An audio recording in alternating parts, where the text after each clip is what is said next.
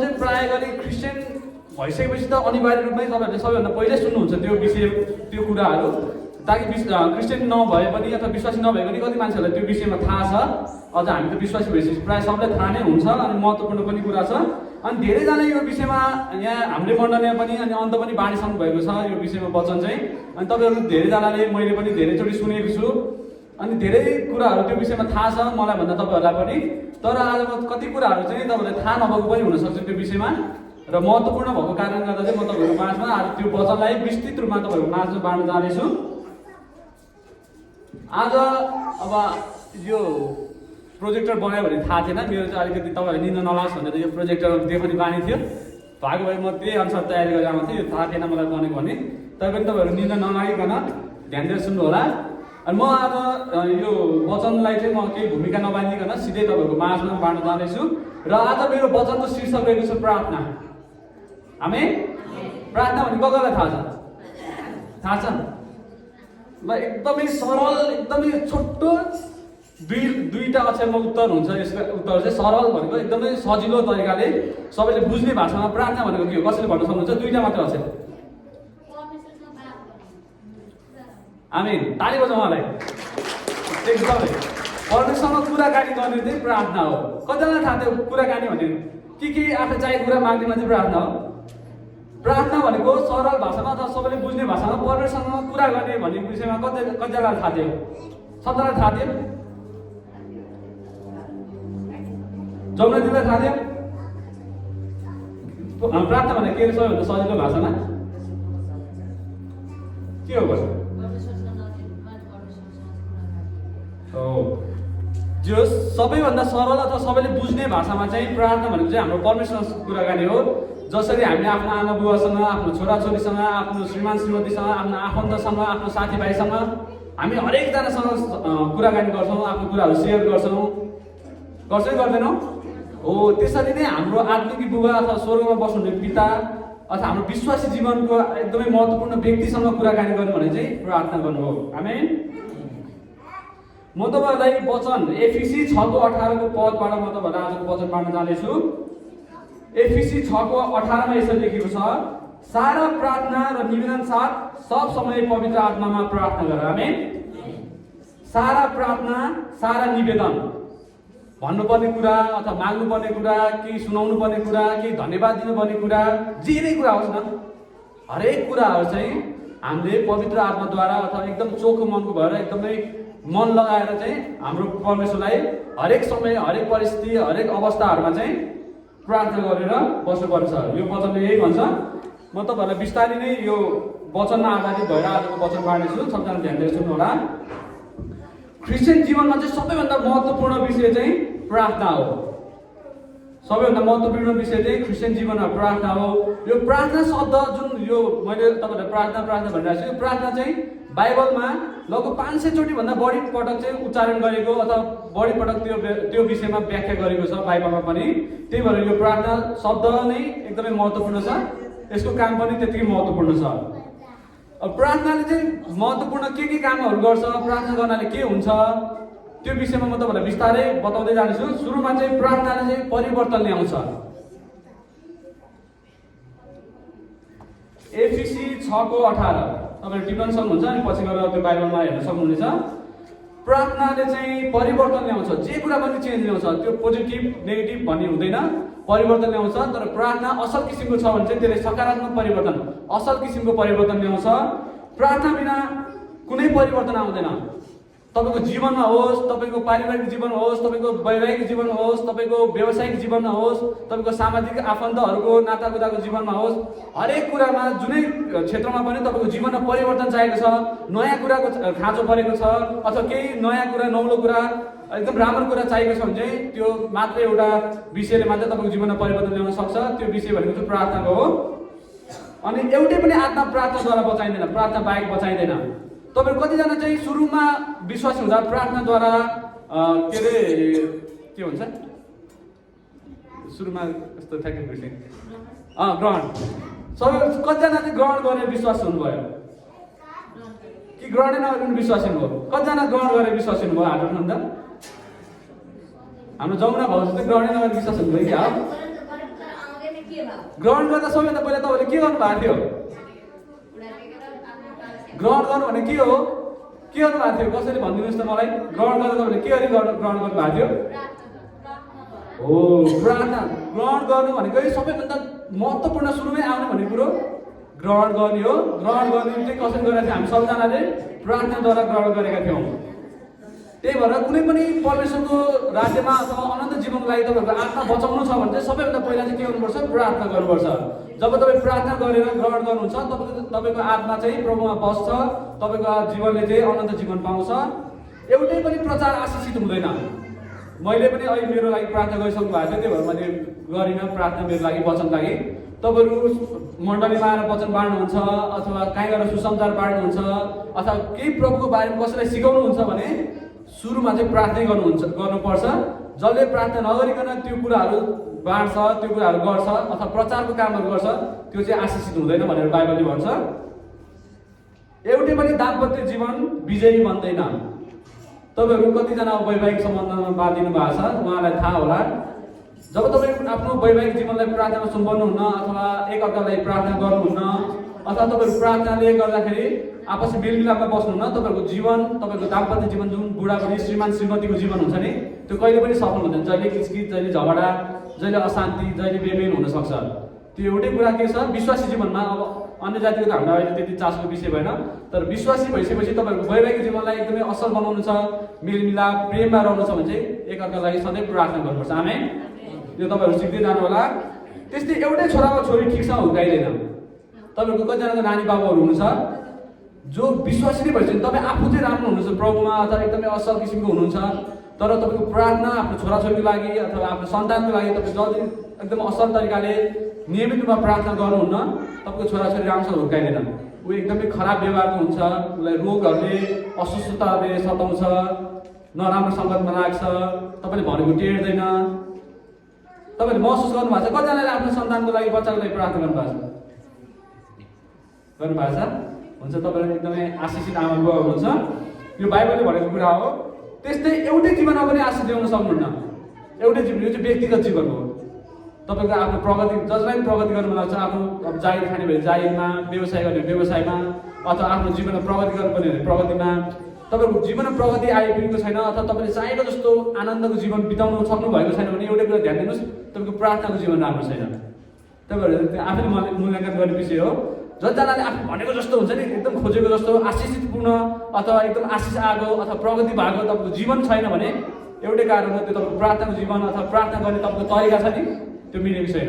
अब कसरी प्रार्थना गर्नुपर्छ, के गर्नुपर्छ म तपाईँलाई बिस्तारै बताउँछु, तर तपाईँले मनन गर्नुहोस् कि तपाईँको जीवन असल छैन अथवा आशिषित छैन भने तपाईँको प्रार्थनाको जीवन राम्रो छैन। आमेन। एउटै पनि मण्डली परमेश्वरको इच्छामा खडा रहिरहन सक्दैन। अर्को महत्त्वपूर्ण अनि च्यालेन्जिङ विषय रहेको छ, एउटै पनि मण्डली परमेश्वरको इच्छा, जुन मान्छेहरूले त अब मण्डली भन्ने बित्तिकै 2-4 जना भेला हुने बित्तिकै 8 जना भजन गाउने बित्तिकै त्यो मण्डली कहिले पनि हुँदैन। मण्डली भनेको त्यो परमेश्वरको इच्छामा, परमेश्वरको उद्देश्यमा खडा हुनुपर्छ। अनि फेरि मान्छे भेला हुँदैन। अब हामीले देख्छौँ हाम्रो सांसारिक आँखा अथवा हाम्रो बाहिरी आँखाले हेर्ने भने चाहिँ मान्छेको भेला मण्डलीमा भेला भएपछि लगभग 200 जनाभन्दा बढी भएपछि ओहो राम्रो, अथवा 1000 जना 1500 जना भएपछि झनै राम्रो। मण्डली कहिले पनि त्यस्तो हुँदैन। परमेश्वरको इच्छामा खडा भएको मण्डली चाहिँ बरु 5 जना किन नहोस्, 10 जना किन नहोस्, तर उहाँहरूको आत्मिक जीवन एकदमै बलियो हुन्छ, एकदमै परमेश्वर आराधना गर्ने, परमेश्वरको इच्छा अनुसार चल्ने व्यक्तिहरू हुनुहुन्छ। र त्यस्तो व्यक्ति भएको मण्डली चाहिँ परमेश्वरको इच्छामा खडा भएको मण्डली हो। र त्यस्तो मण्डली चाहिँ कसरी खडा हुन्छ? प्रार्थनाद्वारा मात्रै खडा हुन्छ। जो व्यक्तिहरू, जो मण्डलीको व्यक्तिहरूमा प्रार्थनाको जीवन एकदमै राम्रो छ, जो व्यक्तिहरू एकदमै प्रार्थना राम्रोसँग गर्न सक्नुहुन्छ, परमेश्वरसँगको बातचित कुराकानी राम्रोसँग हुन्छ भने त्यो चाहिँ एकदम आशिषित मण्डली हो र त्यो चाहिँ परमेश्वरको इच्छामा खडा भएको मण्डली हो। बुझ्नुभयो? आमेन। तपाईँलाई हाम्रो मण्डली चाहिँ के लाग्छ? आशिषित मण्डली हो, परमेश्वरको इच्छामै खडा भएको मण्डली हो। अब तपाईँले हो भन्नु पर्यो, हो भन्नु पनि पर्छ, हो पनि। र त्यसको सबैभन्दा अन्तिम उद्देश्य चाहिँ तपाईँको प्रार्थनाको जीवन कतिको छ भन्ने कुरा तपाईँले आफैले मूल्याङ्कन गर्नु। अहिले मुखले मात्रै हो भनेको हुँदैन, तपाईँको प्रार्थनाको जीवन राम्रो हुनुपर्छ। आमेन। आज म तपाईँलाई महत्त्वपूर्ण 3टा विषयमा बाँड्दैछु। यो त अगाडि भूमिका बाँधे अलिकति, तपाईँले बुझिरहनु भएको छ नि, मैले अहिलेसम्म भनेको एकदम सरल विषय छ। अब म तपाईँलाई आज 3टा विषयमा, महत्त्वपूर्ण विषयमा तपाईँलाई बाँड्न जानेछु। त्यो 3टा कुराहरू चाहिँ के छन् भने प्रार्थना किन गर्नुपर्छ, पहिलो विषय म तपाईँहरूलाई प्रार्थना किन गर्नुपर्छ भन्ने विषयमा तपाईँलाई बाँड्छु, तपाईँलाई बुझाउँछु। अर्को दोस्रो भनेको चाहिँ प्रार्थना गर्नाले के फाइदा हुन्छ। प्रार्थना त भने गफ गर्दैमा कति हामी साथीभाइहरूसँग गफ गरेर घन्टा बिताउँछौँ, तर त्यो केही फाइदाजनक हुँदैन। कोही मान्छेहरूसँग 2 मिनट अथवा 5 मिनट मात्रै गफ गर्छौँ, त्यो एकदमै फलदायी, एकदमै आशिषित हुन्छ व्यक्तिहरूसँगको कुराकानी। तर परमेश्वरसँगको कुराकानी अथवा परमेश्वरसँग गर्ने प्रार्थना चाहिँ फलदायी हुन्छ कि हुँदैन। परमेश्वरसँग कुरा गर्दाखेरि गफ गरेर जस्तै सुनाउने मात्रै जस्तो कि आफ्नो जीवनमा पनि केही आशिषित हुन्छ कि हुँदैन, कि प्रार्थना गर्नाले के फाइदा हुन्छ के घाटा हुन्छ, त्यो विषयमा पनि म तपाईँहरूको माझमा बाँड्नेछु। र अर्को महत्त्वपूर्ण प्रार्थनाको विषय भने चाहिँ यो दुईवटा विषयमा त प्रायः सबैजनाले सुनिरहनु भएको होला, तपाईँलाई थाहा छ होला। प्रार्थना गर्नाले के हुन्छ, प्रार्थना नगर्नाले के हुन्छ, प्रार्थना किन गर्नुपर्छ, यो प्रायः सबैलाई थाहा छ। अहिले सोध्यो भने लगभग 8-10वटा पोइन्ट सबैले भन्न सक्नुहुन्छ। तर असल र प्रभावकारी हिसाबले, असल भनेको एकदमै हामीले भनेको अथवा हामीले गरेको कुराकानी अथवा हामीले गरेको प्रार्थना चाहिँ परमेश्वरले कस्तो किसिमको प्रार्थना अथवा कसरी गरेको प्रार्थना चाहिँ परमेश्वरले सुन्नुहुन्छ अनि हाम्रो कुरालाई बुझ्नुहुन्छ अनि हामीले मागेको कुरा अथवा हामीलाई चाहिने आशिष दिनुहुन्छ भन्ने कुरा चाहिँ धेरैजनालाई थाहा नहुन सक्छ। त्यो विषयमा चाहिँ म तपाईँहरूलाई आज त्यो 3टा विषयमा बाँड्छु। र महत्त्वपूर्ण भनेको चाहिँ यही असल र प्रभावकारी एकदमै परमेश्वर सुन्ने गरी प्रार्थना चाहिँ कसरी गर्नुपर्छ अथवा कस्तो गरेको प्रार्थना चाहिँ परमेश्वर सुन्नुहुन्छ भन्ने विषयमा म तपाईँहरूमा आज बाँड्छु। आमेन। म सबैभन्दा पहिला चाहिँ प्रार्थना किन गर्नुपर्छ भन्ने विषयमा तपाईँहरूलाई सरस्वती बताउँछु। यो एकदमै सबैलाई थाहा छ, म तपाईँहरूको बिचमा सबै बाँड्नेछु। प्रार्थना किन गर्नुपर्छ भनेको अहिले भनिसकेँ। प्रार्थना भनेको परमेश्वरसँग कुराकानी हो र हामी प्रार्थना किन गर्छौँ, परमेश्वरसँग गफ गर्न गर्छौँ, हो कि होइन। जब तपाईँलाई कसैसँग गफ गर्न मन लागेन अथवा फुर्सद भयो, धेरैजना विश्वासको बानी हुन्छ, जब फुर्सद भयो कोही गफ गर्ने मान्छे छैन अथवा मोबाइल चलाउने बानी छैन अथवा अरू काम छैन भने चाहिँ प्रार्थना गर्ने बानी हुन्छ। अब चाहिँ प्रभुसँग गफ गर्नु त अब अरूसँग गफ गर्नु भ्याइयो, तर असल विश्वासीले कहिले पनि त्यसो गर्नु हुँदैन। महत्त्वपूर्ण अथवा मुख्य उद्देश्य भनेको हाम्रो परमेश्वरसँग गफ गर्ने हो प्रार्थना गर्ने भनेको। अनि हामी प्रार्थना किन गर्छौँ, परमेश्वरसँग गफ गर्नलाई। सुखको कुरा सुनाउन हो कि दुःख परेर दुःख सुनाउन हो कि केही कुरा चाहेर माग्न हो कि, त्यो हरेक कुरा तरिका हुन्छ, हरेक विषयमा हुन्छ। तर हामी के गर्छौँ, मुख्य उद्देश्य भनेको परमेश्वरसँग कुराकानी गर्नु चाहिँ हामी प्रार्थना गर्छौँ। अर्को भनेको परमेश्वरसँगको सम्बन्ध जीवित राख्नलाई।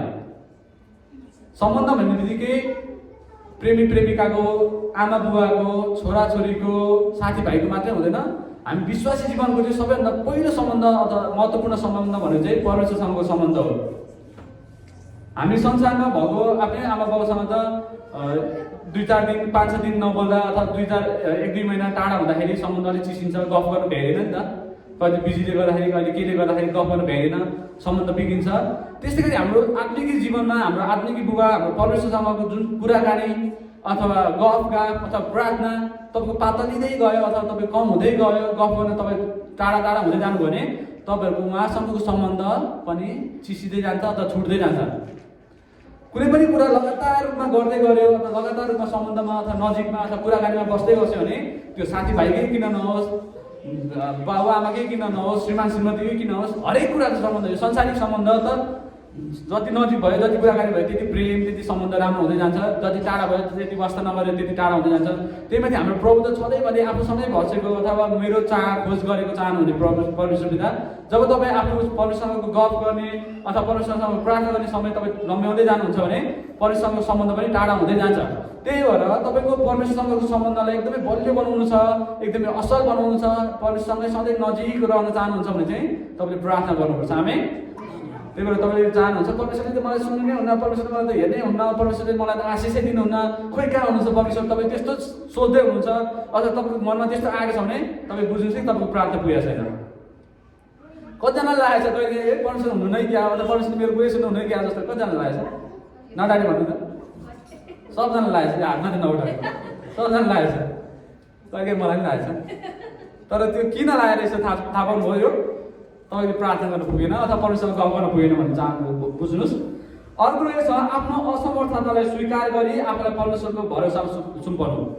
हामी मानव जाति यसो कहिले आफूलाई घमण्ड लाग्छ, सोच्नुहुन्छ होला मलाई सबै कुरा आउँछ, मलाई सबै कुरा थाहा छ, म सबै कुरा गर्न सक्छु अथवा म जस्तो सर्वज्ञानी सर्वव्यापी अथवा शक्तिमान मैले सबै चाहे जति हुन्छ भने तपाईँलाई कतिजना लागेको छ, कहिलेकाहीँ लाग्छ त्यस्तो। तर हामी भनेको परमेश्वरको नजरमा अथवा हामी एकदम केही पनि होइन कि हामी केही गर्नै सक्दैनौँ, परमेश्वरको आशिष अथवा परमेश्वरको अनुग्रह बिना हामी केही पनि गर्न सक्दैनौँ। र तपाईँ जब केही कुरा गर्न सक्नुहुन्न, तपाईँको केही मनमा चाहना छ अथवा केही कुरा गर्न मन लागेको छ, केही कुरा भन्न मन लागेको छ, तर तपाईँ एक्लैले गर्न सक्नुहुन्न अथवा तपाईँले गर्न सक्नु भएको छैन भने प्रभु अब मैले सकिनँ, यो तपाईँकै जिम्मामा हो, तपाईँले गरिदिनुहोस् भने तपाईँ जब आफ्नो कमजोर अथवा म गर्न सक्दिनँ भनेर हुत्ती हारा पाराले प्रभु ल मैले सकिनँ, अब तपाईँले आशिष दिनु पर्यो, जो रोगै होस् अथवा केही उद्देश्य नै नहोस्, जे नै काम भए पनि जब तपाईँले आफ्नो आफ्नो कमजोरी अथवा आफ्नो गर्न सक्दिनँ भन्ने कुरा थाहा पाएर अथवा महसुस गरेर ल प्रभु तपाईँले नै गरिदिनुहोस् भनेर जब परमेश्वरमा भरोसा सुम्पिनुहुन्छ नि, परमेश्वरलाई जिम्मा लगाइदिनुहुन्छ नि, हो त्यो जिम्मा लगाउनलाई चाहिँ तपाईँले प्रार्थना गर्नुहुन्छ। आमेन। हो त्यो जिम्मा लगाउनलाई चाहिँ के गर्नुपर्छ? प्रार्थना गर्नुपर्छ। धेरैजनाले त्यही कुराको लागि प्रार्थना गर्नुहुन्छ, थाहा छ।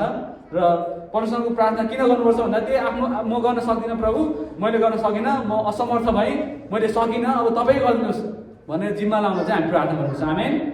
बुझिरहनु भएको छ? अर्को भनेको चाहिँ परमेश्वरबाट कृपा अथवा आशिष पाउनु। जब हामी आफ्नो असमर्थता म सक्दिनँ भनेर परमेश्वर जिम्मा दिन्छौँ तब परमेश्वरले काम गर्नुहुन्छ, परमेश्वरले आशिष दिनुहुन्छ र परमेश्वरबाट दिने त्यो आशिष, त्यो कृपा, त्यो अनुग्रह, त्यो शान्तिको लागि चाहिँ हामीले के गर्नुपर्छ? प्रार्थना गर्नुपर्छ। सुरुमा हाम्रो कमजोरीलाई हामी परमेश्वरलाई जिम्मा दिन्छौँ, भन्छौँ, कुरा राख्छौँ र परमेश्वरले जुन आशिष दिनुहुन्छ त्यसको लागि पनि प्रार्थना गर्नुपर्छ। जब हामी केही कुरै भन्दैनौँ, अब हामीलाई खाँचो छ, अब केही कुरा मलाई बाइकको खाँचो छ, अब मसँग पैसा पनि त्यति छैन भने मैले ड्याडीलाई भन्नु पऱ्यो, ड्याडी मसँग पैसा छैन, मलाई बाइक चाहिएको छ, मलाई पैसा हालिदिनुहोस् अथवा मलाई गर्नुहोस् भन्नु पऱ्यो नि त। अब जब कि त मसँग पैसा टन्न हुनु पर्थ्यो मैले किन्नलाई, होइन जब मसँग पैसा छैन अथवा म असमर्थ भएँ नि केही कुरा गर्नलाई, कि त मैले बाउलाई भन्नु पऱ्यो, कि त मम्मीलाई भन्नु पऱ्यो, कि त आफूभन्दा कोही भएको मान्छेलाई भन्नु पऱ्यो नि, तब मात्र त पाइन्छ नि। कि अब मसँग पैसा पनि छैन, मलाई बाइक पनि चढ्नु लाग्छ, म चुपो लाएर बस्यो भने मलाई बाइक आउँछ र? हो त्यस्तै तपाईँको जीवनमा नै केही कुराको आशिष पाउनु छ अथवा केही कुरा रोग निको हुनु छ भने अब तपाईँ उपचार पनि गर्न सक्ने अथवा उपचार गरेर पनि निको भएको छैन अथवा तपाईँ कहीँ गएर उपचार गरेर तपाईँ निको आफ्नो सामर्थ्यले हुन सक्नुहुन्न भने के गर्नु पऱ्यो? परमेश्वरलाई भन्नु पऱ्यो, ल प्रभु मलाई यस्तो भएको छ, तपाईँ निको पारिदिनुहोस् भन्नु पऱ्यो। अनि पो परमेश्वरले तपाईँको जीवनमा आशिष गर्नुहुन्छ अथवा अनि पो तपाईँको जीवनमा रोग निको पार्नुहुन्छ। भन्दैन भने चुपो लाएर बसेपछि ल प्रभुलाई थाहा छ, त प्रभु जान्नुहुन्छ भन्ने केही नभनिकन चुपो लाएर बसेपछि तपाईँको जीवनमा रोग पनि निको हुन्छ, तपाईँको परिवारमा आशिष पनि आउँछ, तपाईँको जीवन पनि एकदमै अनुग्रहको अथवा शान्तिमा बित्छ त? बित्दैन नि है। त्यही भएर तपाईँको परमेश्वरबाट पाउने आशिषको लागि अथवा परमेश्वरबाट अनुग्रह पाउन चाहनुहुन्छ भने चाहिँ तपाईँले प्रार्थना गर्नुपर्छ। रूपा बहिनी किन प्रार्थना गर्नुपर्छ अरे? मैले अन्तिम मुद्दा के भने नि आमा तपाईँ रूपा होइन नि त के रे बहिनी? त्यो त मैले पहिल्यै भनेको थिएँ होइन ल जस ध्यान दिएर सुनाऊ भनेको मैले यस्तो व्यक्ति तोक्न नहुने थियो होला, तर तपाईँहरूको लागि म भन्दैछु किनकि मैले यहाँ सजाएर देख्छु क्या, तपाईँहरूले सोध्नुहुन्छ मलाई कसैले देखेकै छैन होला भनेर। एकदम मान्छेबाट परमेश्वर नै देख्नुहुन्छ, एकदम मैले नि यहाँबाट देख्छु किनकि यो एकदम महत्त्वपूर्ण छ। कतिजनाले यो सामान्य लागेको छ यो विषय, तर एकदमै महत्त्वपूर्ण छ। तपाईँको सबै नराम्रो कुराहरू अथवा सबै अभावहरू, सबै खाँचोहरू, सबै समस्याहरू, सबै रोगहरू यो सबैबाट छुटकारा हुने त्यही प्रार्थनामै मात्र सम्भव छ क्या। त्यही भएर तपाईँको बिचमा यो विषय ल्याएको छु, त्यही भएर कृपया गरेर ध्यान दिएर सुनिदिनु होला। अर्को भनेको छ खाँचो परेको बेला अथवा समस्यामा परेको बेला सहायता प्राप्त गर्न। अहिले मैले यो विषय भनिसकेको छु। जब तपाईँलाई समस्या पर्छ, धेरै मान्छे स्वार्थी हुन्छ क्या, जब खाँचो पर्छ, समस्या पर्छ, अभाव पर्छ, अप्ठ्यारो पर्छ, रोग लाग्छ, अनि मात्र परमेश्वर सम्झिन्छ। धेरैजना बानी हुन्छ त्यो मन लाग्दै पनि कतिचोटि त्यस्तो हुन्छ, तर त्यो गर्न एकदमै गलत छ। हामी हरेक समय सुख दुःख अभाव खाँचो हुँदा नहुँदा सबै कुरामा चाहिँ परमेश्वरलाई गफ गर्ने, परमेश्वरसँग समय बिताउने गर्नुपर्छ। तर धेरैजनाको अथवा धेरै विश्वासीहरूको बानी चाहिँ के हुन्छ, जब खाँचो पऱ्यो, जब समस्या पऱ्यो, जब अभाव भयो, जब चिन्ता फिक्री बढ्यो, तब चाहिँ परमेश्वरसँग समय बिताउने बानी हुन्छ र उहाँले आशिष खुसी भएको बेला त त्यति खाँचोको के अरे आशिषको आवश्यकै पर्दैन। जब तपाईँलाई खाँचो पर्छ, समस्या पर्छ नि, तब तपाईँको जीवनमा प्रार्थनाको खाँचो तपाईँले महसुस गर्नुहुन्छ, तब परमेश्वरलाई धेरै सम्झाउनुहुन्छ र त्यो बेला तपाईँको आशिष पाउन, त्यो समस्याबाट छुटकारा पाउन, त्यो रोगबाट निको हुन, तपाईँको जीवनमा आशिष आउन चाहिँ परमेश्वरको आशिष चाहिन्छ, परमेश्वरको सहायता चाहिन्छ र त्यो सहायता माग्ने माध्यम भनेको प्रार्थना हो। बुझ्नुभयो? प्रार्थना किन गर्नुपर्छ भने मैले तपाईँको 5-6वटा बुझ्दा शब्दले भने, कतिजनाले टिप्नुभयो, कतिजनाले मनमा लिनुभयो, थाहा छैन, तर परमेश्वरले तपाईँलाई आशिष दिनुभएको होस्। मैले प्रार्थना किन गर्नुपर्छ भन्ने विषयमा तपाईँहरूलाई बाँडेँ। अब म अर्को दोस्रो पोइन्टमा जाँदैछु, प्रार्थना गर्नाले के फाइदा हुन्छ भन्ने विषयमा म तपाईँहरू बाँड्न जाँदैछु। अब प्रार्थना किन गर्नुपर्छ भन्ने त थाहा पाइहाल्नु। अब प्रार्थना गर्नाले के हुन्छ त? प्रार्थना गर्नाले अब जीवनमा के हुन्छ भन्ने कुरा तपाईँहरूलाई थाहा छ, तैपनि म तपाईँहरूको बिचमा सरल बाँड्न जाँदैछु। तपाईँको जीवन आशिषित हुन्छ, सजिलो। तपाईँको जीवन आशिषित हुनु भयो भने तपाईँको जीवनमा चाहिने चाहिँ सबै कुरा पुरा हुनु क्या, सबै कुरा। पैसा, धन सम्पत्ति, मान इज्जत, सुख, शान्ति, परिवार मेलमिलाप, समृद्धि, ऋणबाट मुक्त हुनु, निरोगी हुनु, यो जति पनि आशिष छ नि त्यो परमेश्वरबाटै आउने हो। र त्यो परमेश्वरबाट आउन तपाईँले प्रार्थना गर्नुपर्छ। त्यो पनि असल किसिमको परमेश्वर सुन्ने खाले प्रार्थना गर्नुपर्छ है। अर्को भनेको परमेश्वरबाट कहिले साथ छोड्नुहुन्न। मैले भने जब परमेश्वरको तपाईँको सम्बन्ध जीवित रहन्छ, परमेश्वरसँग एकदमै नजिकमा रहनुहुन्छ, परमेश्वरसँग सधैँ साथ बिताउनुहुन्छ, त्यो भनेको प्रार्थनाद्वारा हो।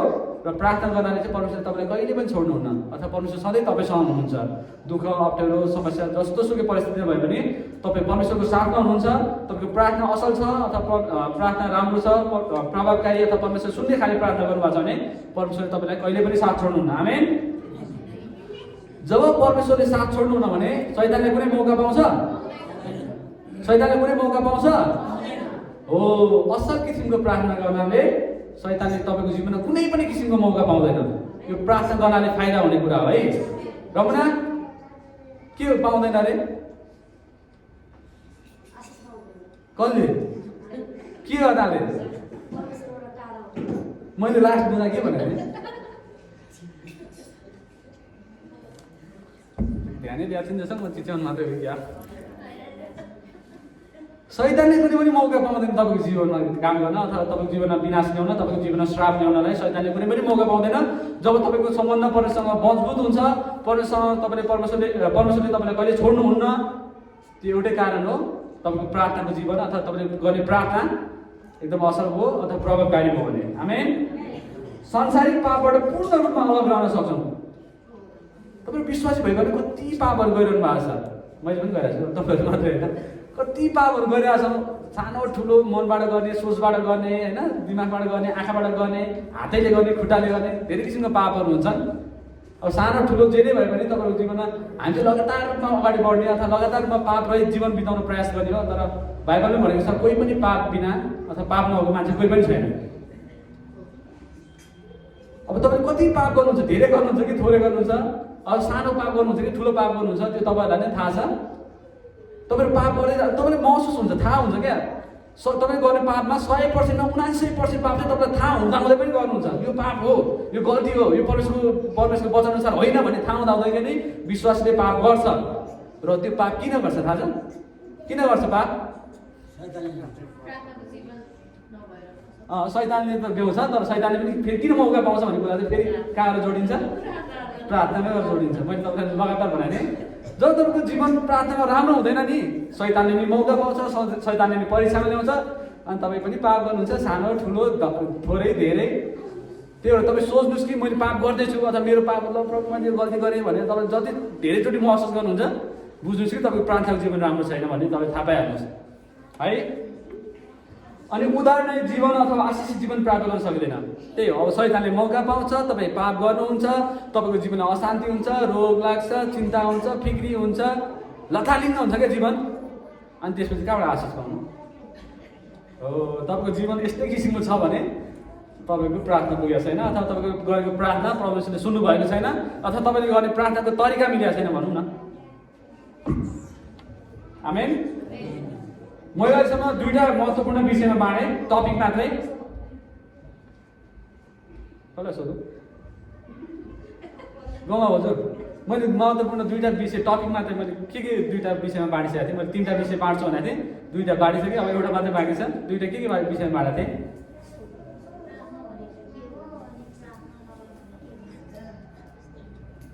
त्यस्तै हो। बुवाले सुन्नुभयो मैले के विषयमा बाँडेको थिएँ? मैले के विषयमा वचन बाँडेको थिएँ? अहिले 2टा टपिकमा भनेको थिएँ, याद भयो? ठिकै छ, मैले तपाईँलाई फेरि पनि सम्झाएँ। एउटा प्रार्थना किन गर्नुपर्छ भनेर भनेको थिएँ, अनि अब यो प्रार्थना गर्दा के फाइदा हुन्छ भनेर भनेको थिएँ है। तपाईँले सुन्नु होला। लगभग मेरो त आधी वचन त सकिसक्यो, धेरै दिन त लागेको छैन होला नि, बुझिरहनु पनि भएको छ है। मैले प्रार्थना किन गर्नुपर्छ र प्रार्थना गर्दा के फाइदा हुन्छ भन्ने विषयमा बाँडेँ। तपाईँलाई यो मैले भने भन्दा तपाईँलाई बढी कुरा थाहा छ, यो धेरैजनालाई थाहा छ। किनकि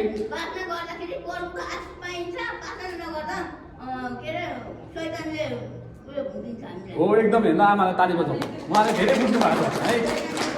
एकदम राम्रो कुरा भएको, त्यही हो।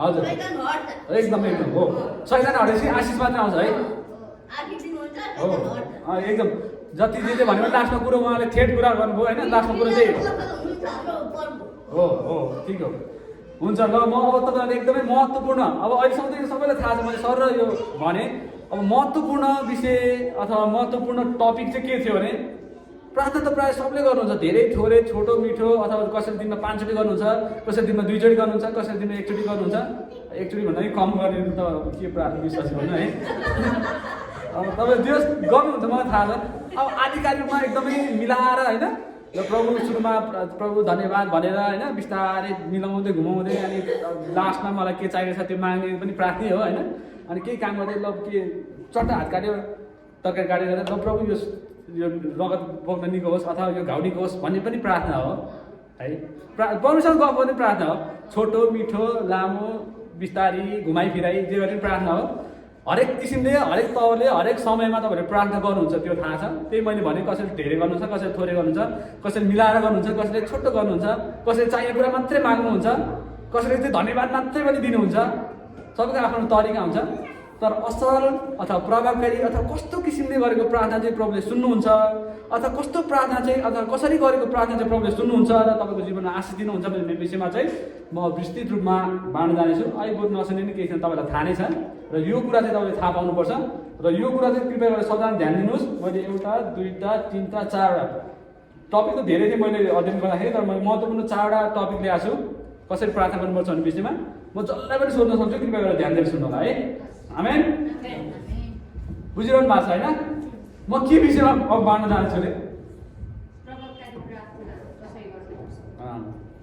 बहिनीले ध्यान दिएर सुनिरहेको छ ताईको वचन भएर होला ठिकै छ हुन्छ अब कस्तो किसिमले गरेको प्रार्थना चाहिँ प्रभुले सुन्नुहुन्छ अथवा प्रभुसँग आशिष आउनलाई चाहिँ कस्तो किसिमले प्रार्थना गर्नुपर्छ एकदमै है अगाडि बत्ती सत्ती बालेर होइन धुपसुप धुप त होइन मतलब हुन्छ नि बाइबल साइबल अगाडि राखेर घुँडा टेकेर रुँदै प्रार्थना गर्नुपर्छ कि होइन परेर कसैले सुतेर नि प्रार्थना गर्नुपर्छ कि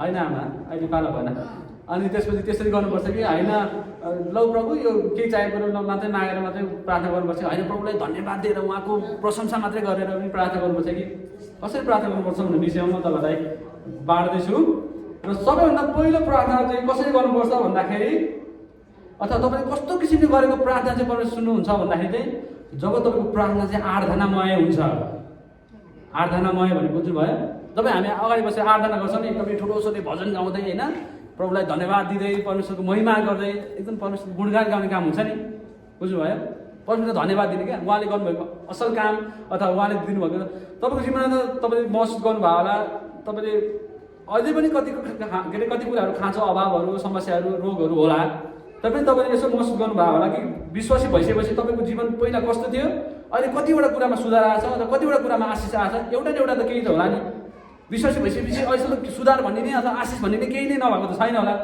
अथवा तपाईँले महसुस गर्नुभयो कि यो चाहिँ परमेश्वरले दिनुभएको आशिष भन्ने होला त सबैको जीवनमा होला नि कसैमा एउटा होला कसैलाई 5वटा होला कसैलाई 100वटा होला कसैको 1000वटा होला सानो ठुलो जे नै भयो तपाईँले आशिष महसुस गर्नुभयो होला नि हो उहाँले दिनुभएको आशिषलाई चाहिँ पहिला धन्यवाद भन्ने तपाईँको जति पनि प्रार्थनाको विषय छ अथवा जति पनि कुराहरू छ अथवा जति पनि माग्नुपर्ने कुराहरू छ जति पनि गुनासोहरू छ नि त्यो सबै पछाडि राख्ने सबैभन्दा पहिला चाहिँ के गर्ने आराधना गर्ने परमेश्वरलाई आराधना भनेको कुनै भजन गाएर होइन प्रार्थनामा परमेश्वर गुणगान गाउने क्या परमेश्वरले तपाईँको जीवनमा दिनुभएको आशिषलाई भन्ने प्रभु धन्यवाद भन्ने पहिला जब तपाईँले आफूलाई पहिला अब चाहिने कुरा भन्न बाँकी नै छ नि तर पुरानो जीवनमा अथवा तपाईँले जुन प्रार्थना गर्नु भन्ने समय गर्दाखेरि समयभन्दा अगाडि तपाईँको जीवनमा जुन परमेश्वरले गर्नुभएको आशिष छ नि परमेश्वरले दिनुभएको प्रेम छ नि हो त्यसको लागि चाहिँ परमेश्वरलाई धन्यवाद दिने अनि जुन परमेश्वरले हाम्रो निम्ति क्रुसमा टाँगेर जुन रगत बगाउनु भयो यीशु ख्रीष्टले त्यसको लागि धन्यवाद भन्ने तपाईँको जीवन अहिलेसम्म जे छ खाना पाउनु भएको छ लाउनु पाउनु भएको छ बोल्नु पाउनु भएको छ हिँड्नु पाउनु भएको छ जुन हरेक सानो विषयमा पनि परमेश्वरलाई धन्यवाद दिने सुरुमै प्रभु मलाई यो चाहिएको छ यस्तो भएको छ मेरो मन दुखेको छ अथवा ऋण लागेको छ रोग लागेको छ सुरुमा कहिले पनि प्रार्थना त्यसरी नगर्ने सुरुमा के गर्ने नि परमेश्वरलाई धन्यवाद दिने परमेश्वरलाई आराधना गर्ने प्रभु तपाईँले यो गर्नुभयो त्यो गर्नुभयो यो आशिष दिनुभयो हाम्रो लागि यो गर्नुभयो हामीलाई अनन्त जीवन दिनुभयो हाम्रो पापहरू क्षमा गरिदिनुभयो सबै कुरा परमेश्वरलाई पहिला खुसी बनाउनु पऱ्यो नि त। आफ्नो संसारको बाउलाई त केही कुरा माग्नु छ भने पहिला प्रभु उहाँको गुणगान गर्नुपर्छ। तपाईँले यस्तो राम्रो मान्छे, मेरो कुरा सधैँ सुन्ने मान्छे होइन, तपाईँले बाइक किनिदिनु भयो, तपाईँले राम्रो लुगा किनिदिनु भयो, मलाई घर बनाइदिनु भयो, मलाई घुम्न जानु पैसा दिनुभयो, उहाँको पहिला गुणगान गाउने नि, खुसी बनाउने नि। ल है, यो चाहिँ मेरो यस अनि पो मन लाग्छ। संसारको बाउलाई त परमेश्वर पनि त्यस्तै हुन्छ नि, किनकि उहाँले आशिष दिनुभएको छ। जो पनि पहिला राम्रो गरेको काम, उसले गरेको कामलाई पनि त एप्रिसिएट गरे, अथवा उसले गरेको काम प्रभु यो गरिदिनु भएको छ है भनेर खुसी भएर पहिला धन्यवाद दियो भने पो अनि पो अरू काम पनि गर्नु मन लाग्छ। पहिला पनि केही नभने गरेको कामलाई चाहिँ केही कहिले नदेखि, गरेको कामलाई चाहिँ कहिले धन्यवाद पनि नभने, अनि सधैँ माया माया गरेपछि कति दिन्छ? हामीले दिँदैन, परमेश्वर त बुझ्नुभयो? सरल भाषामा पहिला तपाईँहरू सधैँ अब बुझ्नुहोस् कि तपाईँहरू जसरी प्रार्थना गर्नुहुन्छ त्यो पनि राम्रो छ, तर अब चाहिँ कसो गर्नुहोस्, सुरुमा चाहिँ परमेश्वर धन्यवाद दिनुहोस्। काट्दा पनि चाहिँ प्रभु धन्यवाद छ, योभन्दा अगाडि काट्दा दिनु भएको थिएन, अब चाहिँ काट्यो, अब चाहिँ रगत ठिक गरिदिनुहोस्, अथवा अब चाहिँ घाउनीको गर्नुहोस्, त्यति भन्नुहोस् ल अबदेखि है, त्यसरी गर्ने ल। बुझ्नुभयो? सुरुमा के गर्नुपर्छ अरे, कस्तो हुनुपर्छ अरे हाम्रो प्रार्थना चाहिँ? सुरुमा आराधनामय भनेको धन्यवाद सहितको, परमेश्वरको महिमा सहितको, परमेश्वरलाई प्रशंसा चढाउने, यो आफ्नो गुनासो अथवा किचकिच होइन कि परमेश्वरलाई मात्रै उचाल्ने, त्यसरी गर्ने है। बुझ्नुभयो? हामी मम्मीलाई दिन लाग्यो होइन, कस्तो हुनुपर्छ अरे? सुरुमा प्रार्थना गर्दा के गर्नुपर्छ अरे भन्नु न हजुर? बर्बाद भइहाल्यो। ठिक छ, विक्रम अहिले भन्छ ल, कस्तो हुनुपर्छ हाम्रो प्रार्थना सुरुमा? र एकदम सुन्नुभयो के मैले? बर्बाद मेरै आफ्नै मैले बुझ्नु भन, यस्तै छ। बुझ्नुभयो? हाम्रो सुरुको प्रार्थना मतलब प्रार्थना गर्दा सुरुको स्टेप चाहिँ के हुन्छ? परमेश्वर धन्यवाद दिने हुनुपर्छ। अब म अर्को दोस्रो स्टेप जान्छु। यहाँ अलिकति बाँकी रहेछ, मैले टिपेर ल्याएर रहेछ। प्रार्थना आराधनामय हुनुपर्छ भने चाहिँ कस्तो भने चाहिँ यसको अर्थ चाहिँ प्रार्थनाको सुरुमा छोटो भए पनि हुन्छ नि, लामो एकदमै हामीले आराधना गर्दा लगभग 5-10 मिनट 15 मिनट, कसैले चढ्न आधी घन्टा पनि आराधना चढाउँछन् अथवा परमेश्वर धन्यवाद भन्छन्, तर त्यति आधी घन्टै हुनुपर्छ भन्ने छैन। छोटो भए पनि परमेश्वरलाई महिमा गर्ने किसिमको, अथवा उहाँलाई आराधना हुने किसिमको, उहाँले गर्नुभएको आशिषलाई बयान गर्ने किसिमको, धन्यवाद भन्ने किसिमको चाहिँ प्रशंसा हुने किसिमले चाहिँ तपाईँले प्रार्थना सुरु गर्नुपर्नेछ।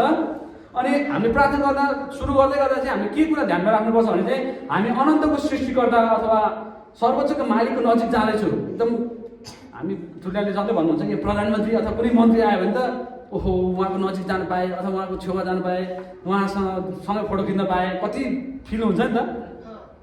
त्यो त त्यति फिल हुन्छ कि जहाँ नेपालको पनि त्यो पनि गफाडी प्रधानमन्त्री, त्यसको अगाडि त त्यति मन लाग्छ भने सर्वोच्च सारा ब्रह्माण्डको सृष्टिकर्ता, सारा संसारको मालिक, सारा राष्ट्रपति मात्रै हो र सारा संसार अथवा ब्रह्माण्डकै राष्ट्रपति उहाँको नजिक जाँदाखेरि कस्तो फिल गर्नुपर्छ होला? तपाईँले आँखा नदेख्नु होला, तर तपाईँको हृदय सफा छ भने हृदयले आँखा देख्नुहुन्छ र त्यो बुझ्नुहुन्छ, त्यो कुरा महसुस गर्नुपर्छ क्या हामी कसरी जान्छौँ होला।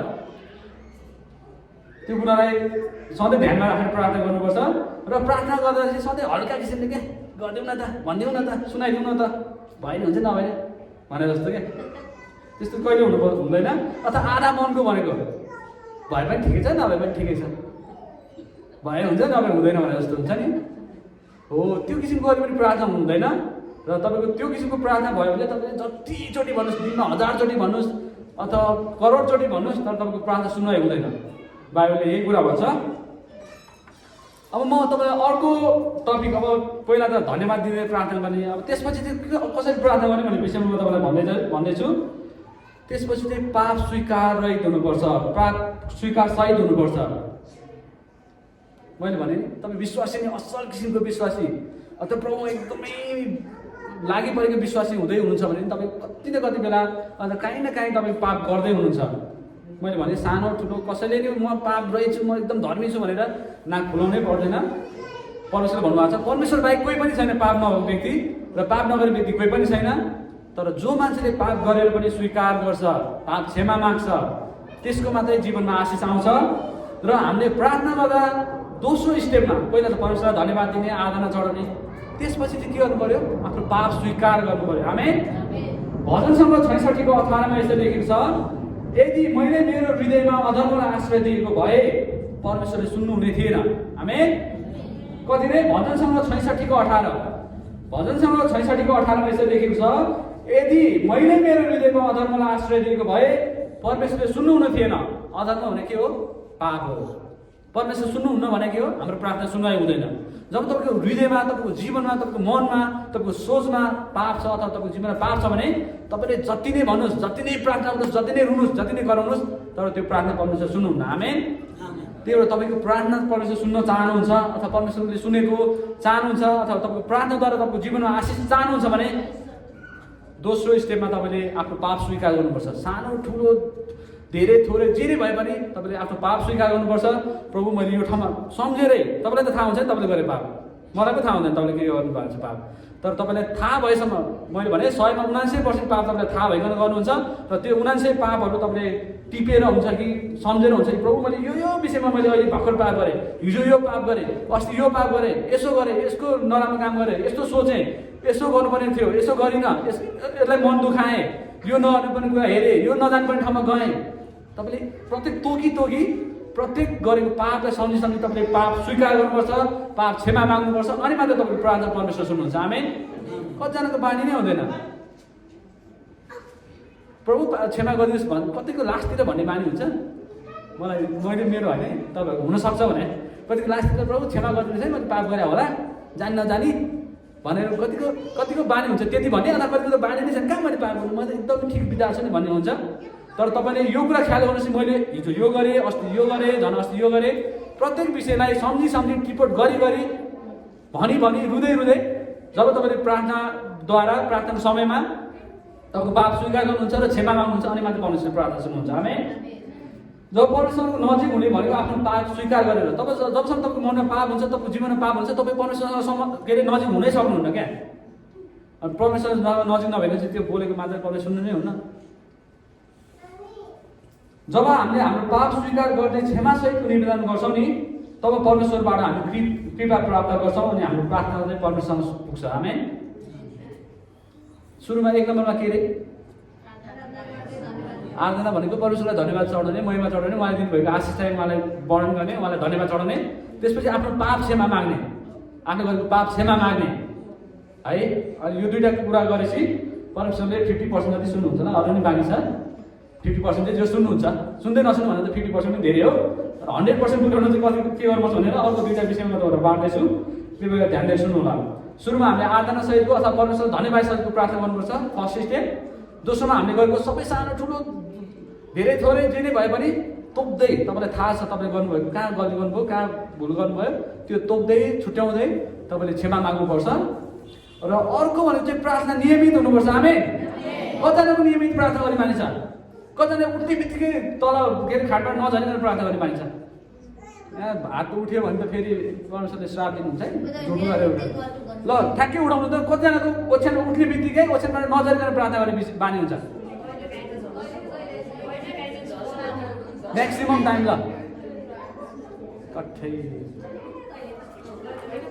थाहा भयो तपाईँहरूको प्रार्थनाको जीवन कति राम्रो चल्नु पऱ्यो, यहीमा थाहा भयो। त्यो हाम्रो थापा मगर बहिनी के हो त्यो बहिनी, तिमीलाई दुई जुट्टा पार्टी तिम्रो नाम के अरे दिपिका बहिनी के गर्नुपर्छ अरे प्रार्थना गर्दा सुरुमा, अनि त्यसपछि धन्यवाद, अनि त्यसपछि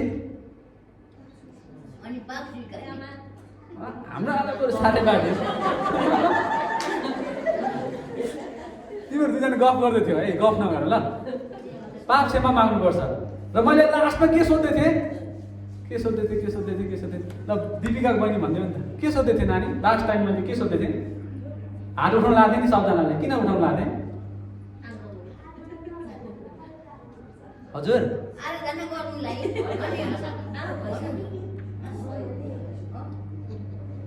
थाहा भयो, ओछ्यानबाट नझर्दै उठ्ने बित्तिकै कसले प्रार्थना गर्छ भनेर सोधेको थिएँ मैले। तर यहाँ हात उठ्यो जन्म आदीले नै उठाउनु भएन, ठिकै छ।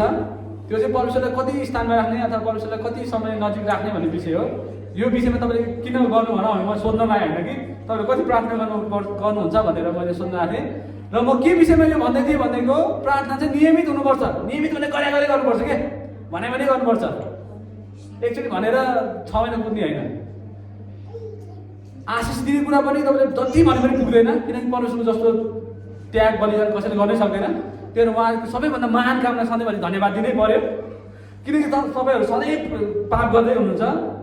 मैले त्यसरी भन्दा त हुँदैन थियो तर थाहा छैन, तर गर्नुहुन्छ नि, तपाईँ पाप गर्नुहुन्छ, गर्नु हुँदैन, कोसिस गर्नुहोस्, त्यो पनि राम्रो छ, त्यो गर्नुपर्छ। तर जब तपाईँ पाप गर्दै हुनुहुन्छ भने तपाईँ क्षमा पनि मागिरहनुपर्छ।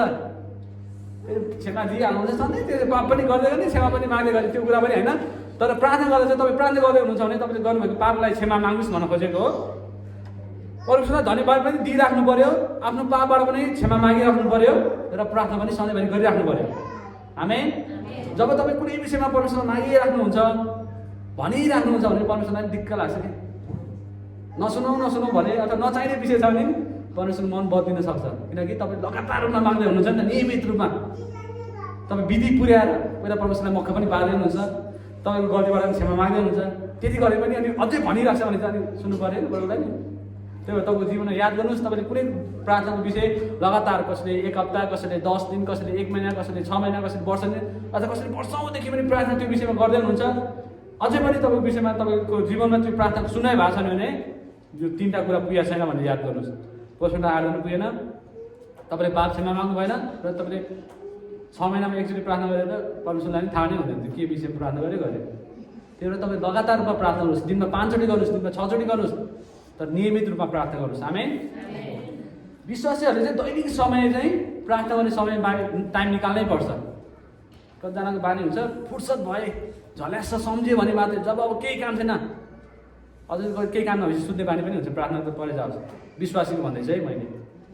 तर विश्वासी भइसकेपछि असल किसिमले विश्वासमा हुर्केको छ भने सबैभन्दा महत्त्वपूर्ण कुरा चाहिँ प्रार्थना गर्ने समय निकाल्नै पर्छ। तपाईँ जतिसक्यो व्यस्त हुनुहोस्, तपाईँलाई जतिसुकै काममा बिजी हुनुहोस्, तपाईँ जतिसुकै निन्द्रा लागोस्, जतिसुकै बिहान उठ्ने बित्तिकै काम गर्न हतार होस्, तर तपाईँले बिहान उठ्ने बित्तिकै अथवा दिनभरिको समयमा अथवा बेलुका सुत्ने बेला प्रार्थना गर्ने समय 5 मिनट, 10 मिनट, आधी घन्टा कति भ्याउनुहुन्छ, प्रार्थना गर्ने समय छुट्याउनै पर्छ। र नियमित प्रार्थनाले हामीलाई कुनै पनि विषय अथवा कुराको कति आवश्यकता छ, कतिको खाँचो छ भन्ने कुरा दर्शाउँछ क्या। तपाईँलाई केही कुराको खाँचो छ, तपाईँले जब रोग निको हुनुपर्छ नि, तपाईँलाई केही रोग लागेको छ, तपाईँले निको हुन चाहनुहुन्छ, त्यसले तपाईँलाई साह्रै सतायो, साह्रै दुःख दियो भने चाहिँ त्यो निको हुन तपाईँ कतिको चाहनुहुन्छ अथवा कति छिटो कति चाँडो तपाईँको रोग निको होस् भन्ने चाहनुहुन्छ भन्ने कुरा तपाईँ कहाँबाट दर्शाउँछ, तपाईँ कतिचोटि प्रार्थना गर्नुहुन्छ, कतिचोटि परमेश्वरलाई भन्नुहुन्छ भन्ने कुरा थाहा हुन्छ क्या। त्यस्तै कुरा तपाईँले केही आशिष चाहिएको छ, केही कुराको माग परेको छ, केही समस्या परेको छ भने त्यो कुरा कति तपाईँलाई इम्पोर्टेन्ट छ, अझ त्यो कुरा कति चाँडो सहज भइदिए हुन्थ्यो अथवा कति चाँडो परमेश्वरबाट त्यो विषयमा आशिष आइदिए हुन्थ्यो भन्ने चाहनुहुन्छ भने तपाईँ दिनमा कतिचोटि अथवा दिनमा हप्तामा कतिचोटि त्यो विषयमा प्रार्थना गर्नुहुन्छ भन्ने कुराबाट थाहा हुन्छ। आमेन। त्यही भएर तपाईँलाई केही कुराको तपाईँलाई खाँचो पर्दा मात्रै होइन, परमेश्वरलाई धन्यवाद दिने कुरा पनि दिनमा 1000 चोटि धन्यवाद दिनुहोस् न, के बिग्रिन्छ तपाईँको, परमेश्वर त खुसी हुनुहुन्छ। तपाईँ खाँचो पर्दा मात्रै धन्यवाद दिने अनि अरू बेला चाहिँ केही पनि नभन्ने भन्नु भने हल्ला भयो रघुना। तपाईँको जीवनमा राम्रो हुँदा मात्रै मतलब समस्या पर्दा मात्रै खाँचो पर्दा मात्रै नियमित प्रार्थना गर्ने होइन कि तपाईँको जीवनमा सबै कुरा राम्रो छ, असल छ, आनन्दमय छ भनेदेखि नि त्यो समयमा पनि परमेश्वरलाई नियमित प्रार्थना गर्ने, परमेश्वरलाई धन्यवाद चढाउने, तपाईँको पाप स्वीकार गर्ने हुनुभयो भने तपाईँलाई 6 महिनामा एउटा कुरा खाँचो परेको थियो भने तपाईँको एकचोटिकै प्रार्थनामा सुन्नाइ हुन्छ। मैले भने बुझ्नुभयो? जब हामी खाँचो परेको बेला मात्रै नियमित प्रार्थना गर्ने होइन कि तपाईँले खाँचो नपरेको बेला अथवा समस्या नभएको बेला पनि तपाईँले लगातार रूपमा प्रार्थना गर्दै गर्नुभयो, लगातार रूपमा परमेश्वरलाई धन्यवाद दिँदै जानुभयो भने तपाईँलाई जुन बेला खाँचो पर्छ, जुन बेला समस्या पर्छ नि एकैचोटिको प्रार्थनामा तपाईँ परमेश्वर हुनुहुन्छ। किनकि परमेश्वर थाहा हुन्छ यसले मलाई लगातार रूपमा प्रार्थना गर्दैछ, यसले लगातार रूपमा मसँग सम्बन्ध राम्रो बनाउँदैछ भन्ने उहाँले थाहा पाउनुहुन्छ। र तपाईँलाई खाँचो परेको बेला अथवा समस्या परेको बेला चाहिँ तपाईँले लगातार रूपमा प्रार्थना नगरे पनि अथवा भने नगरे पनि एकचोटि भन्दैमा तपाईँको प्रार्थना सुन्नाइ हुन्छ। तपाईँहरू याद गर्नुहोस्, तपाईँको प्रार्थना लगातार रूपमा भन्दा पनि सुनाइ भएको छैन, लगातार भन्दा पनि तपाईँको प्रार्थनामा उत्तर आएको छैन भने तपाईँको प्रार्थना नियमित भएको छैन, तपाईँले आफ्नो प्रार्थना गर्दा पाप क्षमा माग्नु भएको छैन अथवा परमेश्वरलाई प्रार्थना गर्दा धन्यवाद भन्नुभएको छैन, उहाँले गर्नुभएको आशिषलाई कहिले पनि एप्रिसिएट गर्ने अथवा राम्रो भन्नुभएको छैन, त्यो भएको छैन। तर कतिजनाको प्रार्थनाको त्यो अगुवाई माग्ने अथवा प्रार्थना वरदान भएको व्यक्ति हुन्छ नि, जसले एकचोटि प्रार्थना गर्दै पुरै निको हुन्छ अथवा पुरै प्राप्त हुन्छ नि, उसको चाहिँ किन हुन्छ अथवा मेरो चाहिँ किन हुँदैन भने तपाईँ यहाँ थाहा पाउनुहोस् कि उसले चाहिँ हरेक समय खाँचो पर्दा पनि, अभाव हुँदा पनि, नहुँदा पनि, प्रशस्त हुँदा पनि, शान्तिमा हुँदा पनि उसले लगातार रूपमा प्रार्थना गर्दैछ, लगातार रूपमा आफ्नो पाप क्षमा गर्दैछ, पाप क्षमा माग्दैछ, लगातार रूपमा परमेश्वरको महिमा गर्दैछ अनि परमेश्वरसँग सम्बन्ध जीवित बनाउँदैछ अथवा परमेश्वर उसँगै छ भन्ने कुरा तपाईँ थाहा गर्नुहोस्। जब तपाईँको प्रार्थना सुन्नुहुन्न, परमेश्वरले 10 चोटि भन्यो, 1000 चोटि भन्यो, तपाईँको प्रार्थना सुन्नुहुन्न भने एक त परमेश्वरसँग तपाईँसँगै हुनुहुन्न, तपाईँको परमेश्वरले पुरै सुन्नु भएन, तपाईँको जीवनमा पाप छ, तपाईँले परमेश्वरलाई कहिले पनि धन्यवाद दिनुभएको छैन भन्ने कुरा थाहा पाउनुहोस्। र तपाईँ नियमित प्रार्थना पनि गर्नुभएको छैन। 6 महिनामा एकचोटि समस्या भयो, त्यही बेला मान्छे भन्यो अहिले बालमा त मलाई सबै कुरा ठिक छ, सबै कुरा राम्रो छ, किन प्रार्थना गर्नु? जब विश्वासीले यो कुरा यस्तो मनमा लिन्छ अथवा यो व्यवहार गर्छ, तपाईँको प्रार्थना कहिले पनि सुनाइ हुँदैन अनि परमेश्वर तपाईँसँग हुनुहुन्न। आमेन। तपाईँले आफूलाई मूल्याङ्कन गर्नुहोस्, थाहा पाउनुहोस् कति म ठिक छु छैन, मेरो प्रार्थना ठिक छ छैन, परमेश्वर मसँग हुनुहुन्छ हुनुहुन्न, मेरो जीवनमा पाप अझै बाँकी छ छैन, त्यो तपाईँहरूको जिम्मामा। मैले प्रार्थना नियमित हुनुपर्छ भन्ने कुरा भने यसको विषयमा चाहिँ तपाईँहरू बाइबलबाट हेर्न चाहनुहुन्छ भने रोमी 1:9 यसको विषयमा लेखेको छ। मैले यो बाइबलको खण्ड भनिनँ, किनकि बाइबलको खण्डभन्दा चाहिँ तपाईँलाई मैले सैद्धान्तिक ज्ञान बढी दिएँ। कृपया गरेर तपाईँहरू ध्यान दिनु। तपाईँले बाइबलमा हेर्नको लागि भने चाहिँ रोमी 1:9 यसको विषयमा लेखेको छ। अब टपिकहरू त धेरै नै थिए, तर मैले एकदम छोटकरी ल्याएँ। म अब अन्तिम अन्तिम टपिक भन्दैछु, ताकि तपाईँको यो तरिकाले प्रार्थना गऱ्यो भने अथवा यो किसिमले प्रार्थना गऱ्यो भने चाहिँ तपाईँको परमेश्वरले तपाईँको प्रार्थना सुन्नुहुन्छ भन्ने विषयमा म भन्दैछु। र अन्तिम प्रार्थनाको टपिक छ, अन्तिम वचनको टपिक रहेको छ प्रार्थना चाहिँ स्थिर हुनुपर्छ, अटल किसिमको क्या भने बुझ्नुभयो। कलसी 4:2 यसरी लेखेको छ, कलसी 4:2 यसरी लेखेको छ, सतर्क भएर धन्यवाद सहित स्थिर भई प्रार्थनामा लागिरह। सतर्क भएर धन्यवाद सहित स्थिर भई प्रार्थनामा लागिरह। सतर्क पनि हुनु पर्यो, ला मैले बोल्दा केही मिस्टेक हुन्छ कि अथवा केही पुग्दैन कि केही गडबड हुन्छ कि भन्ने कुरा एकदम चनाख हुनु पर्यो। मनमा आएर चाहिँ मुखमा आएर सबै प्रार्थनामा भन्ने पनि विषय होइन। सतर्क हुनु पर्यो, धन्यवाद सहित त भनिहाल्यो, फर्स्टमै धन्यवाद दिने थियो, धन्यवाद सहित हुनु पर्यो। र स्थिर भनेको चाहिँ अटल भएर मतलब नहडबडाइकन क्या। कतिजनाको प्रार्थना गरेको के हुन्छ, केही टपिकमा प्रार्थना गर्यो अथवा केही विषयमा प्रार्थना गर्यो, 5 चोटि गर्नुभयो, 10 चोटि गर्नुभयो, अनि तपाईँको जीवनमा त्यो प्रार्थना सुनाइ भएन अथवा तपाईँको जीवनमा आशिष आएन भने प्रार्थना गरेर छोडिदिने क्या। कतिजनाको बानी छ, धेरै खाना, मेरो पनि कतिचोटि बानी छ। जब भनेको कुरो 2-4 चोटि भन्यो, सुनेर भने त नसुनेर भने कि नभने के भने कतिजना विश्वासीहरू बानी मनमा त्यो हृदयमा आउँछ। त्यो चाहिँ कस्तो आउँछ रहेछ भने कुरा जो परमेश्वरकोसँग सम्बन्ध राम्रो छैन अथवा असल विश्वासी छैन, उसको हृदयमा त्यो आउँछ र त्यो आउनाले गर्दा तपाईँको प्रार्थना कहिले पनि सुनाइ हुँदैन। जब तपाईँको प्रार्थना सुनाइ हुन चाहनुहुन्छ अथवा परमेश्वरले तपाईँको प्रार्थना सुन्नुभएको, आशिष दिनुभएको चाहनुहुन्छ भने तपाईँको प्रार्थना चाहिँ स्थिर हुनुपर्छ, अटल रहनुपर्छ।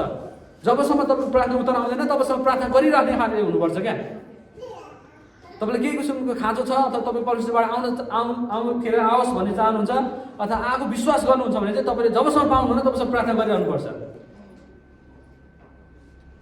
अब यसमा नि मैले अघि भने तपाईँको प्रार्थनाको उत्तर कति चाँडो आउँछ भन्ने विषयमा त अगाडि नै बाँडिसकेँ। कति के भयो भने चाँडो आउँछ, के भयो भने ढिलो आउँछ भन्ने विषयमा बाँडिसकेँ। तर कति समय परमेश्वरले नै पुग्नुहुन्छ, आवश्यक छ छैन अथवा महत्त्वपूर्ण हो होइन, परमेश्वर जान्नुहुन्छ। र त्यो कुरा चाहिँ तपाईँको जीवनमा चाहनुहुन्छ भने चाहिँ तपाईँले लगातार रूपमा प्रार्थना गर्नुपर्छ। आमेन। मेरो वचन सकिसक्यो। आहा कति आनन्द भयो होइन। ठिक छ, म लगातार रूपमा म तपाईँलाई एकचोटि फेरि सर म भन्छु प्रार्थना किन गर्नुपर्छ भने मैले भने प्रार्थना गर्नाले के फाइदा हुन्छ भने र तपाईँलाई बिन्ती छ, म तपाईँलाई महत्त्वपूर्ण विषय भन्दैछु। तपाईँ कतिजनाको मेरो पनि यो भन्नु यो हुनुभन्दा अगाडि म 4-5वटा टपिक भने यसमा 1-2वटा मेरो पनि छुट थियो, मैले पनि गर्दैन थिएँ त्यसरी प्रार्थना। तर मैले बुझेअनुसार, मैले पढेअनुसार, मैले जुन यो वचन तयारी गर्दै मैले आफूले महसुस गरेँ ताकि मेरो प्रार्थना किन नसुने रहेछ परमेश्वरले अथवा परमेश्वरले मलाई किन आशिष नदिनु भएको रहेछ भन्ने कुरा मैले महसुस गरेँ। ताकि त्यो महसुस तपाईँले पनि गर्नु पऱ्यो किन रहेछ भन्ने कुरा भनिसकेँ। र म पनि फेरि पनि भन्दैछु किन नपुगेको रहेछ। एउटा कुरा परमेश्वरलाई धन्यवाद दिन पुगेको छैन, 2टा कुरा तपाईँको पाप क्षमा माग्न पुगेको छैन, तेस्रो कुरा तपाईँले लगातार प्रार्थना गर्नुहुन्न, चौथो कुरा तपाईँ जुन कुराको लागि प्रार्थना गरेर माग्दै हुनुहुन्छ त्यो कुरा तपाईँले जब 2-4 चोटि भएपछि नपाउनुहुन्छ नि तपाईँले प्रार्थना गर्नै छोड्नुहुन्छ क्या। जब तपाईँले यो चाँडो कुरालाई लगातार रूपमा मिलाएर प्रार्थना गर्नुहुन्छ नि, एक दिन अझ सधैँ त चाँडै होइन भने परमेश्वरले एक दिन तपाईँको प्रार्थना सुन्नुहुन्छ, तपाईँको जीवनमा आशिष दिनुहुन्छ। आमेन। जब तपाईँ परमेश्वरको नजिक बस्न चाहनुहुन्छ भने, तपाईँ परमेश्वरको आशिष चाहनुहुन्छ भने, त्यो अनन्तको जीवन चाहनुहुन्छ भने, तपाईँको जीवनमा शान्ति चाहनुहुन्छ भने प्रार्थना गर्नुहोस्। प्रार्थना राम्रो हुनको लागि चाहिँ सुरुमा परमेश्वरलाई धन्यवाद दिनुहोस्, तपाईँको पापबाट क्षमा माग्नुहोस्, प्रार्थना लगातार रूपमा गर्नुहोस्। अनि प्रार्थना चाहिँ समय हुँदा पनि नहुँदा पनि, भ्याउँदा पनि नभ्याउँदा पनि सधैँभरि प्रार्थना गर्नुहोस्। दिनमा भ्याउनु छ भने 10 चोटि प्रार्थना गर्नुहोस्, 20 चोटि गर्नुहोस्, भ्याउनु भने 5 चोटि, 2 चोटि, 1 चोटि भए पनि प्रार्थना गर्नुहोस्। आमेन। तपाईँलाई परमेश्वरको वचनबाट यही नै शिक्षा छ। अलिकति कडा भए पनि क्षमा माग्नु, क्षमा दिनुभएको होस्। त्यो भएर तपाईँको प्रार्थना गर्ने तरिका धेरैजनाको मिलेको छैन होला। प्रार्थना त गर्छौँ, तर यो तरिकाले प्रार्थना गर्ने तरिका मिलेको छैन भने आजदेखि तपाईँको प्रार्थना गर्ने बानी चेन्ज गर्नुहोस्। जे नै जस्तोसुकै हतार भए पनि पहिला परमेश्वरलाई छोटो भए पनि धन्यवाद दिनुहोस्।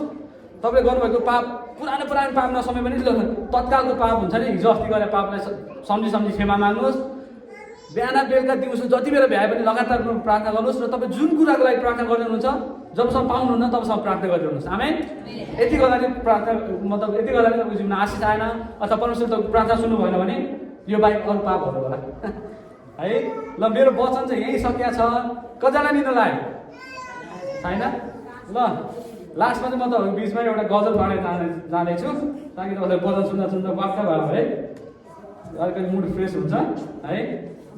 कतिजना मन लागेको छ गजल सुन्न? क्रिस्चियन गजल हो है। म आफै लेखादैन, मैले कहीँ पाएँ, मलाई साह्रै मन पऱ्यो, ल बाँडिदिउँ भनेर ल्याएको छु। राम्रो भए पनि नभए पनि लास्टमा ताली बजाइदिनुहोस् है। ल क्रिस्चियन गजल रहेको छ, सबजना ध्यान दिएर सुन्नु होला।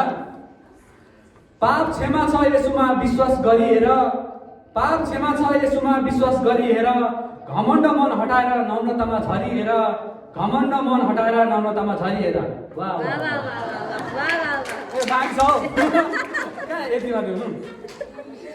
जीवनमा शान्ति आनन्द पाउनलाई अधर्मका ती सबै सागरहरू तरिहेर, जीवनमा शान्ति आनन्द पाउनलाई अधर्मका ती सबै सागरहरू तरिहेर, अनन्तको स्वर्गीय देशमा जानु छ भने, अनन्तको स्वर्गीय देशमा जानु छ भने येशूले देखाएको त्यो बाटोमा सरिहेर, येशूले देखाएको त्यो बाटोमा सरिहेर है। अझै बाँकी छ। हट्नेछन् तिम्रा मनका सबै बोझहरू, हट्नेछन् तिम्रा मनका सबै बोझहरू, प्रभु येशू ख्रीष्टको शरणमा परिहेर, प्रभु येशू ख्रीष्टको शरणमा परिहेर। उदार मुक्ति जीवनमा पाइन्छ येशूमा, उदार मुक्ति जीवन पाइन्छ येशूमा, तर येशूमा जिएर संसारदेखि मरिहेर, तर येशूमा जिएर संसारदेखि मरिहेर।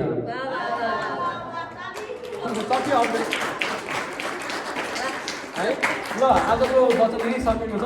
कतिजनालाई मन पर्यो, तर मैले महत्त्वपूर्ण विषय ल्याएको छु भने म आफूले विश्वास गरेको छु। तपाईँहरू कृपया गरेर ध्यान दिएर सुनिदिनु भयो, त्यसको लागि धन्यवाद छ। ध्यान दिएर सुनेर मात्रै पुग्दैन, यति चारवटा तरिकाले तपाईँले प्रार्थना गर्नुभयो भने तपाईँको प्रार्थना परमेश्वर सुन्नुहुन्छ, तपाईँको जीवनमा आशिष आउँछ अनि मेरो जीवनमा पनि आशिष आउँछ। आमेन। ल सबलाई जय मसी। आमेन।